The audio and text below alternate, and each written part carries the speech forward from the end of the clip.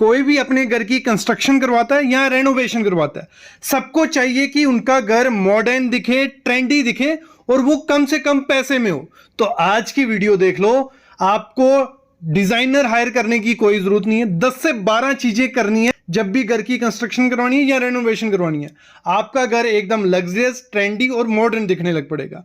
तो उसमें सबसे पहली चीज क्या करनी है जब भी घर की कंस्ट्रक्शन करवानी है, MDF या HDMR एम्बोज्ड जो रहता है, जिसपे बहुत अच्छी ड्राइंग्स की होती हैं, कार्विंग की होती हैं, तो ये CNC कटिंग मशीन से इनको एम्बोज्ड किया जाता है। जो भी आपको आर्ट चाहिए इसमें वो आर्ट बन जाती है। तो इसको भी अगर आप बेडरूम के बैक में लगा सकते हो, जहां आपकी एंट्री वॉल है उधर लगा सकते हो, अपने सोफे के पीछे लगा सकते हो। ये बहुत रिच लुक देते हैं। भले इसमें MDF यूज करो, MDF यूज करोगे थोड़ा वो सस्ते में हो जाता है।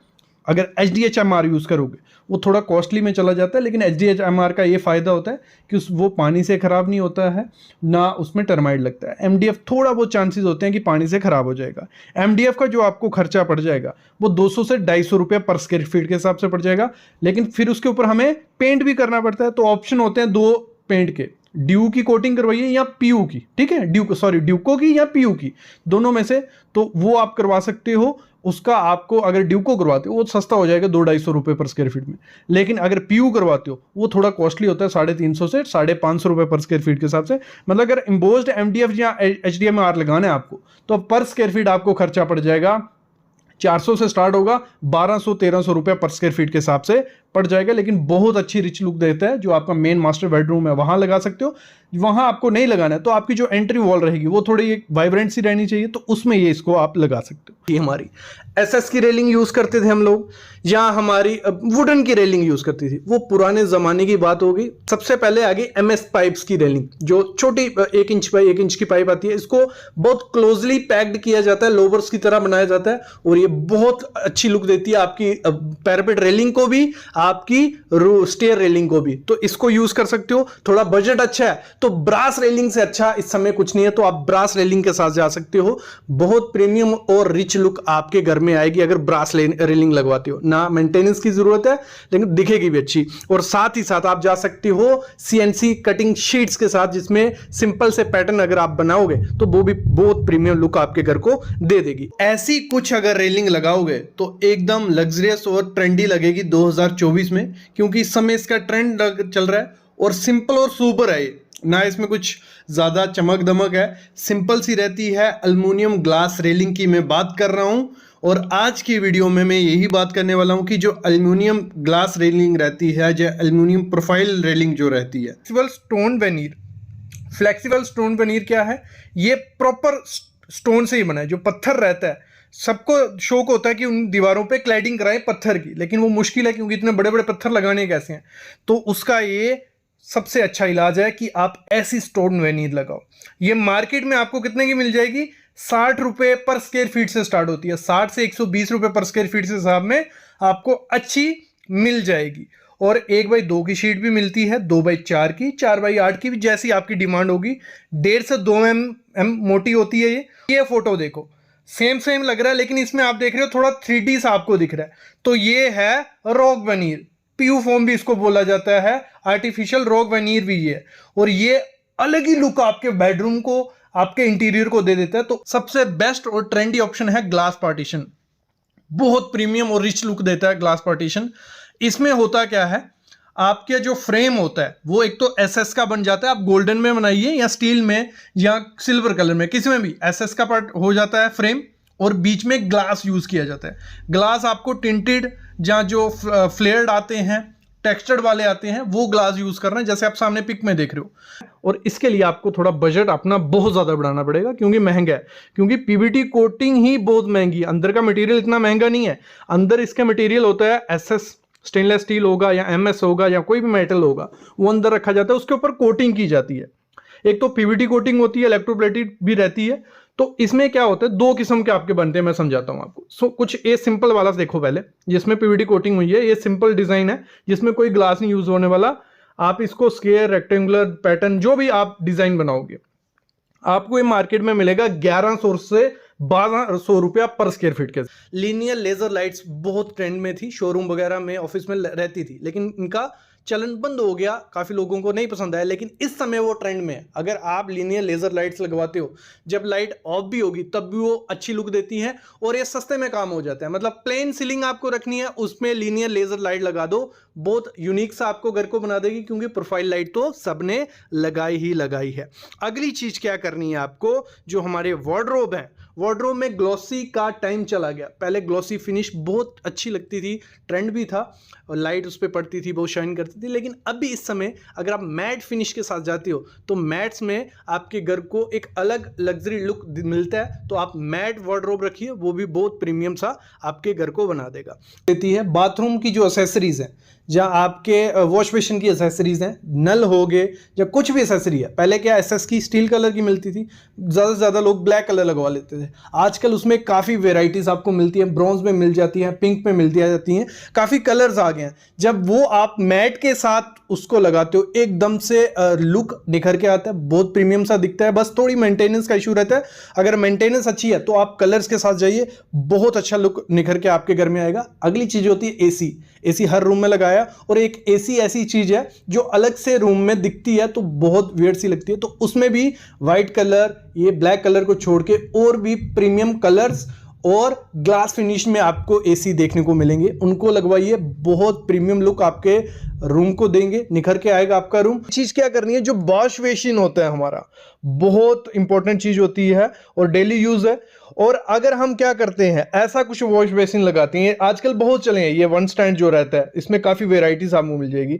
इस वॉश बेसिन को वहीं यूज करना जहां सिर्फ आपको हाथ धोने हो, जहां पे आपको मुंह धोना है या हाथ भी धोने हो। इसमें से क्या होता है, पानी क्या होता है, बाहर स्प्लैश होता है, पानी गिरता ही गिरता है बाहर, क्योंकि इसका साइज काफी ज्यादा छोटा होता है और पानी बाहर गिरता है, तो इसकी मेंटेनेंस काफी ज्यादा हो जाती है। नीचे पानी गिरेगा, वो पाँव में लगेगा, पूरे अंदर वो गंदे होंगे। तो ये वाला बेसिन मैं बोलूंगा ना के बराबर ही है, ये सिर्फ शो पीस है, इसको अगर लगाते हो तो दिक्कतें आने वाली हैं। फिर होता है, हम क्या करते हैं, काउंटर टॉप लगा देते हैं, मार्बल लगाया, ऊपर काउंटर टॉप पे एक वॉश बेसिन रख गया।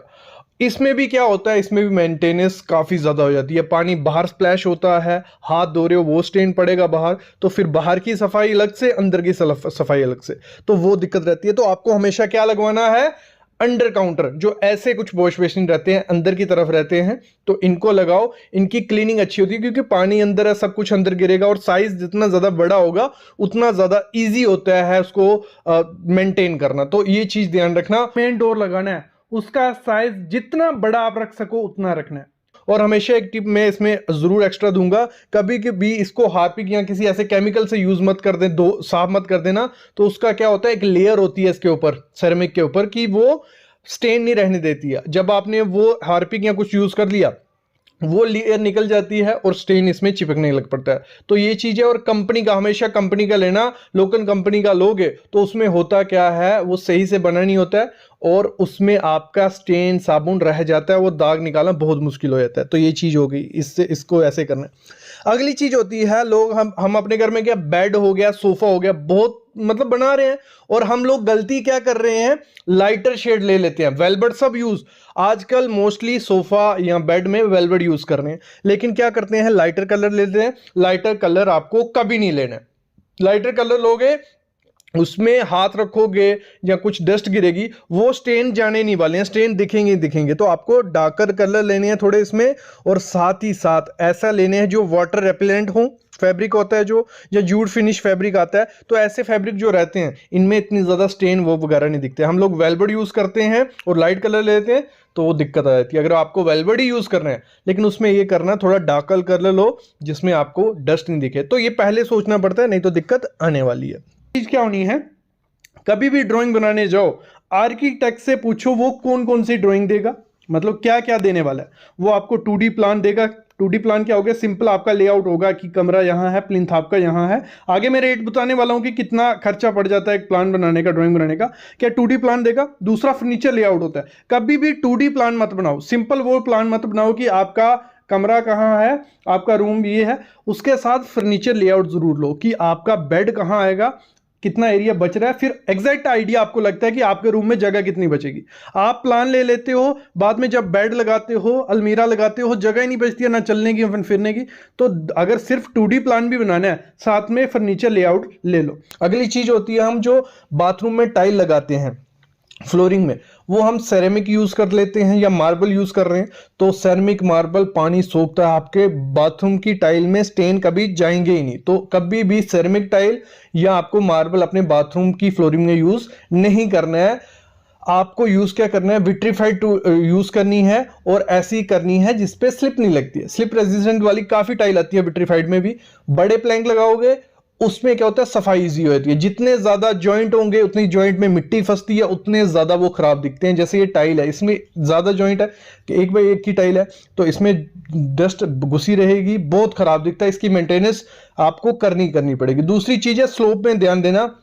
जो हमारा बाथरूम की स्लोप जहां देनी है, वहां ड्रेन, एक अच्छा ड्रेन आता है जो इनबिल्ट, मतलब फ्लोरिंग में बिल्ट होता है। लंबा सा ड्रेन लगाओ कि पानी एकदम से आपका नीचे चला जाए और बाहर निकल जाए। नहीं तो छोटी ये जाली जो रहती है, इस जाली में लगाओगे तो इसमें एक तो ये होता है कि पानी स्लो जाता है, ऊपर इसके गंद जमा होगा। दूसरा, स्लोप अच्छे से नहीं होगी, वहां मिट्टी इकट्ठी होगी, और साथ ही साथ यहां रस्ट लग जाती है इसको। तो ये चीज आपको ध्यान रखनी है। ये थोड़ी चीजें अगर आप फॉलो करोगे तो आपके घर में भी डस्ट नहीं रहेगी, मेंटेनेंस फ्री घर हो सकता है। और 2 टिप्स साथ में दूंगा। जो हम क्या करते हैं, किचन हो गया, जहां हमारे टीवी यूनिट हो गई, तो हम ओपन शेल्फ्स रखते हैं, कुछ ऐसी शेल्फ्स रखते हैं। देखो ये सामने शेल्फ्स देख रहे हो, इनमें डस्ट आती है, मतलब दूसरे दिन आपको इसमें डस्ट देखना शुरू हो जाएगी। और जब आप क्लीन नहीं करोगे तो ये बहुत गंदा दिखता है। तो आपको पॉसिबल करना है कि ये जो ओपन शेल्फ्स रहती हैं, भले आपकी किचन की हैं भले यहाँ की है, इनको कम से कम रखना है।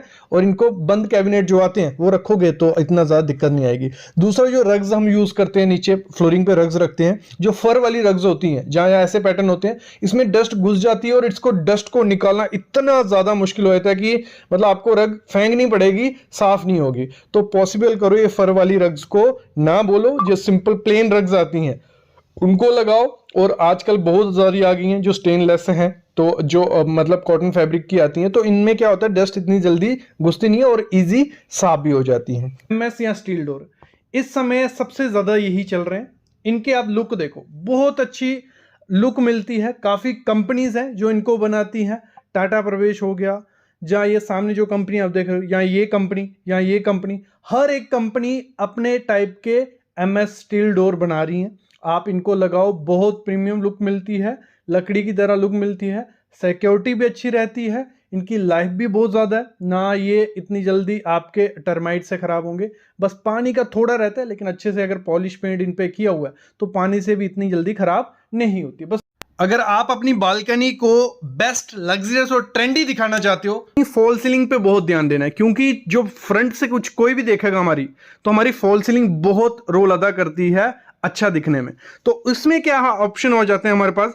सीलिंग में सबसे पहला ऑप्शन होता है हमारा पीवीसी सीलिंग। कभी भी पीओपी या जिप्सम की फॉल सीलिंग बाहर मत करवाना, पानी लगेगा, खराब हो जाएगी। पीवीसी की फीलिंग फॉल सीलिंग, इसमें भी क्या करना है आपको, ब्रांडेड कंपनी की लेनी है। वॉक्स की बहुत अच्छी है, लेकिन थोड़ी महंगी रहती है, 200 से 300 रुपए पर स्क्वायर फीट के हिसाब से रहती है। वुडन टेक्सचर में, ग्रे टेक्सचर में आपको मिल जाती है।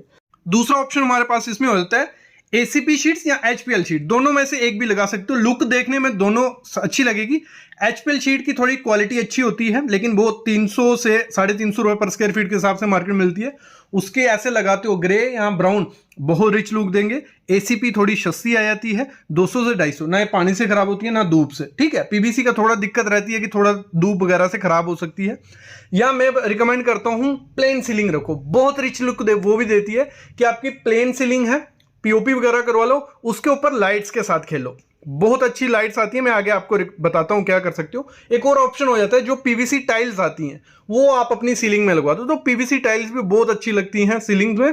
तो ये 4-5 ऑप्शन आपके पास हो गए। इसी में लाइटिंग का निकल के आया, तो लाइट बहुत इंपॉर्टेंट होती है। आपकी जो सीलिंग है वो लाइट से एनहांस होगी रात को। दिन में तो आपने डेकोरेटिव लगा दिया, फॉल सीलिंग दिख रही है, आपके गार्डन दिख रहे हैं, जो भी दिख रहा है, रात को आपके लाइट्स बहुत अच्छे परफॉर्म करते हैं। तो उसमें सबसे बेस्ट ऑप्शन इस समय ट्रेंडिंग में जो है प्रोफाइल लाइट। आप वॉल से लेके पूरी सीलिंग में लेते हो, बहुत रिच लुक मिलती है। जहां आगे में प्रोफाइल लाइट लगाते हो, अच्छी लुक निखर के आती है। जैसे कहा था मैंने, आप सीलिंग प्लेन रखिए और साथ में आप उसमें सीओबी लाइट्स लगवाइए, जो सिलेंड्रिकल लाइट्स आती हैं, फोकस लाइट, दोनों में से कर सकते हो। वो बहुत रिच लुक देती है। या सरफेस जो पैनल आते हैं सर्कुलर या स्क्वायर शेप के, रिच लुक देते हैं। आपकी सीलिंग में प्लेन होगी व्हाइट कलर की और बीच में आप कलरफुल या ब्लैक कलर के लगाते हो, बहुत अच्छी आपकी बालकनी दिखेगी बाहर से।